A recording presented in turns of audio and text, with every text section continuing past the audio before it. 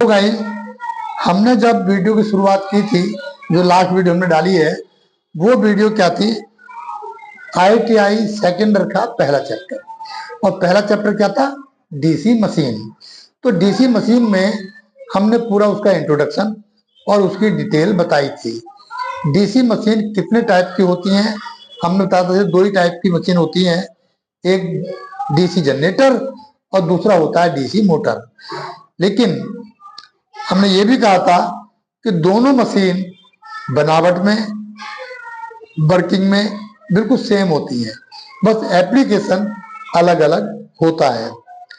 दोनों मशीनों के पार्ट बिल्कुल सेम होते हैं, एक जैसे पार्ट होते हैं, कोई डिफरेंस नहीं होता, चाहे वो जनरेटर हो और चाहे मोटर हो। उसके हमने पार्ट की डिटेल भी आपको बताई थी।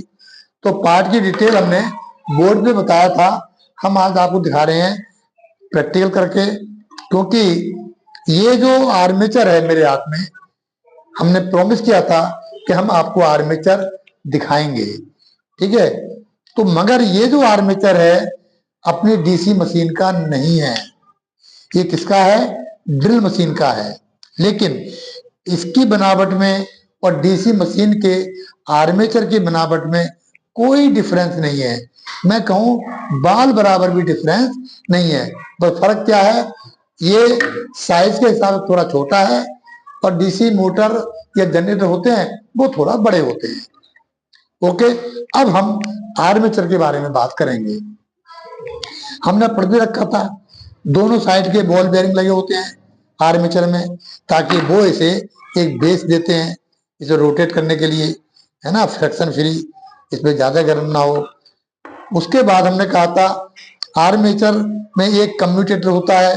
तो अब आप देख लो आराम से, हमने बोर्ड पे बताया था, ये होता है था कम्यूटेटर, ठीक है। ये इसका कूलिंग फैन है ना, और ये इसकी आर्मेचर की शाफ्ट है, यहां से लेकर के ये अंदर तक। एक बैरिंग यहाँ लगा हुआ है और एक बैरिंग इसका यहाँ लगता है। ओके, इसके अंदर क्वाइल पड़ी होती हैं। जब हमने जनरेटर या मोटर को एक्सप्लेन किया था तो हमने उसमें एक ही वायर का रेक्टेंगल की शेप दे करके और हमने आपको ये बताया था ये कैसे बिजली बनाता है जनरेटर और कैसे ये मोटर चल जाती है जब हम सप्लाई देते हैं। ओके, लेकिन अब यहाँ ध्यान से देखो, यहाँ पे ये कंडक्टर नहीं है, ये क्वाइल पड़ी हुई है, इसके अंदर बहुत सारी क्वाइल है और हर क्वाइल का एक एक तार ये कम्यूटेटर में, ये इसके सेगमेंट बोलते हैं इनको हम, ये इसमें तार सोल्डरिंग कर दिए जाते हैं। और ये जो बीच में लाइन सी हो रही है, इसके अंदर माइका वगैरह कोई इंसुलेटर इसके अंदर है। ये हर सेगमेंट आपस में मैकेनिकली टच नहीं है और जो हमारा कार्बन डस्ट होता है इसी के ऊपर रन करता है, ठीक है। ऐसे करके इस पे रन करेगा और अगर सप्लाई देंगे आप इसे तो ये आर्मेचर घूमेगा, क्योंकि ये आर्मेचर मैग्नेटिक पोल के बीच में फंसा रहता है। ओके, और अगर इसको हम रोटेट करेंगे तो इस कार्बन ब्रश के थ्रू हमें आउटपुट में सप्लाई मिलेगी। और कौन सी मिलेगी? डीसी मिलेगी, ठीक है। अब इस कम्यूटेटर का यूज क्या है बच्चों? इस कम्यूटेटर का जो यूज है वो एसी को डीसी बनाता है। मैं आपको बता दूं नॉलेज के लिए, दुनिया का कोई जनरेटर नहीं है जो आपको डायरेक्ट डीसी दे।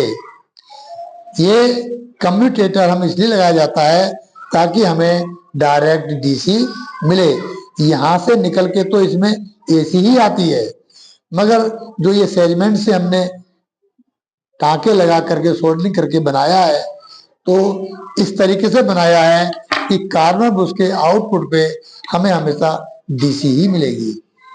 ओके, तो इस तरीके से ये देखो, इसमें क्वाइल डालने के बाद क्या क्या है इसमें, ये देखो, ये इंसुलेटर स्ट्रिप डाल दी है ताकि ये हिले ना, ठीक है, इस तरीके से ये। और ये हमारा कूलिंग फैन है, कोई जब हीट पैदा होती है तो उसकी ये कूलिंग भी करता है।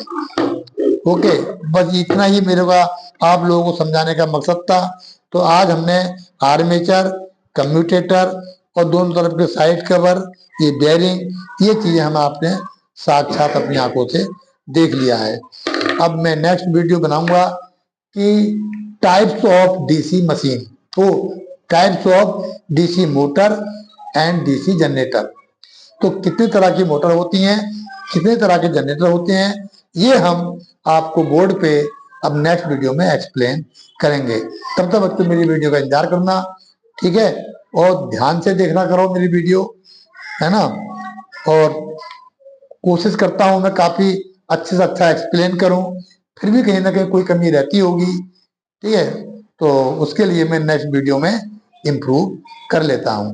अब बच्चों नेक्स्ट वीडियो तक के लिए नमस्कार।